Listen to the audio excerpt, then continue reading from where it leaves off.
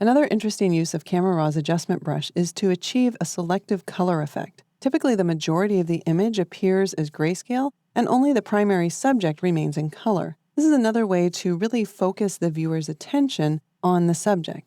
So let's open up this plant image in Camera Raw using Command R or Control R. There are two primary ways that you can achieve this effect. The first way would be to select the adjustment brush or tap the K key on the keyboard.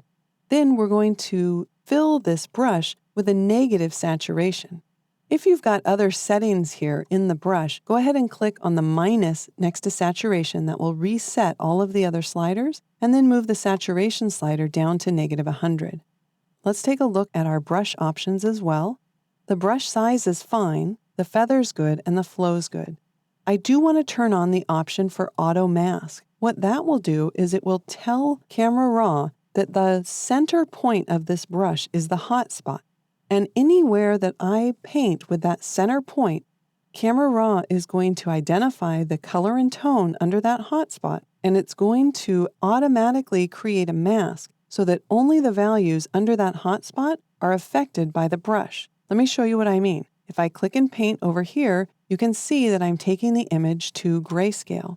Now, when I get closer to the leaves, instead of having to be really precise around the leaves, as long as I don't cross that hot spot on top of the green leaves, then those leaves will not be affected. So you can see how I can quickly come in between the leaves, and Camera Raw is automatically making the mask for me. So anywhere that I position that hot spot, the values underneath there will be converted to grayscale. Anywhere that I don't will remain in color. So let me just show you, if I make a mistake and I click in the leaf area, you can see that now the leaf is being converted to grayscale. I'll use Command or Control Z in order to undo that, and then I'll just finish painting around the image. Now you might want to toggle on and off the mask, that overlay, while you're painting, just to make sure that you don't miss any areas. And you can do that either by clicking the Show Mask option here, or you can toggle it on and off with the Y key. So the Y key is going to show the mask. Now you'll notice that I can click right here in this area in order to convert that area to grayscale. Again here, maybe here, anywhere where the plants aren't. And you'll see that it's actually selecting the values that I click on, and then it's going to use that whole brush size in order to remove the color from those areas.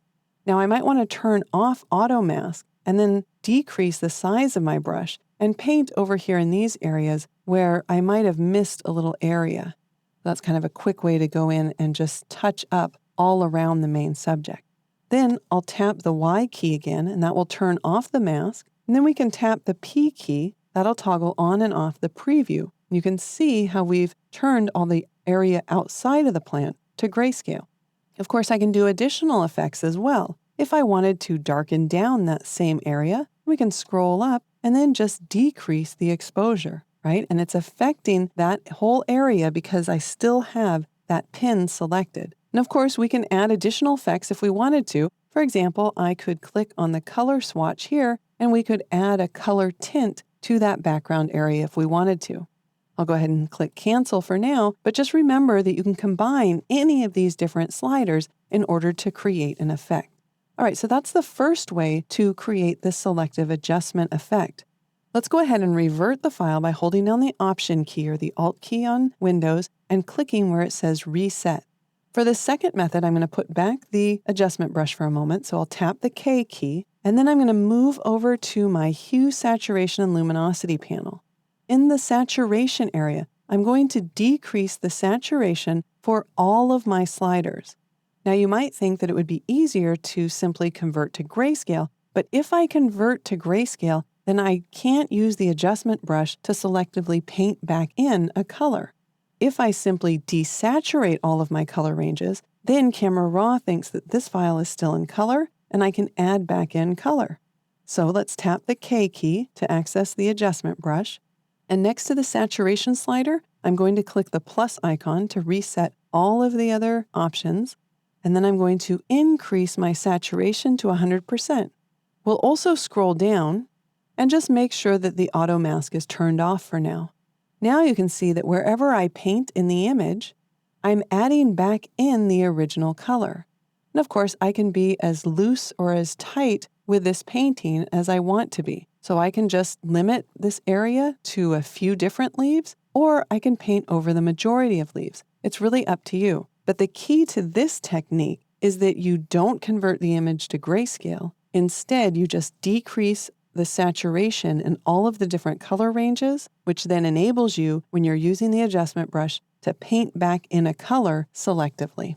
And of course, we can modify this after the fact as well. If we don't want to bring back 100% of the color, we can decrease the amount of saturation in that pin and make this a much more subtle effect. So both techniques allow you to adjust the colors in your image. Of course, all the changes that we've made here were rather obvious, but if you try using this technique with more subtle changes, you can really use it to your advantage and draw attention to your subject.